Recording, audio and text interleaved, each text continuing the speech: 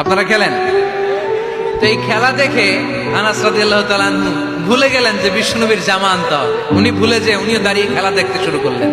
এখন ঘন্টার পর ঘন্টা যায়, আনাসও আসে না, জামাও আসে না। বিশ্বনবী ভাবলেন, হায় রে, আনাস মনে হয় ভুলে গিয়েছে, কি আর করা যাই, নিজের জামা নিজেই নিয়ে আসে। বিশ্বনবী বের হলেন জামা আনতে। বের হয়েই দেখে মদিনার গলিতে বাচ্চারা খেলতেছে, ওইদিকে আনাস রাদিয়াল্লাহু আনহু দাঁড়ান। বিষ্ণু ইসলাম কিছু বললেন না, যে উনিও আনাস রাদিয়াল্লাহু তাআলা আনহুর পাশে দাঁড়িয়ে খেলা দেখতে আরম্ভ করলেন। সুবহানাল্লাহ পড়বেন না? সাইয়েদানা আনাস খেলা দেখতে দেখতে দেখতে দেখতে দেখতে দেখতে হঠাৎ বিশ্বনবীর দিকে চোখ পড়ে গেছে। বিশ্বনবীর চোখের দেখে যখন সাইয়েদানা আনাস রাদিয়াল্লাহু তাআলা আনহুর চোখ পড়ে গেছে, সাইয়েদানা আনাস বলে, আমার কলিজাটা এখান থেকে এইদিকে চলে আসছে ভয়ে।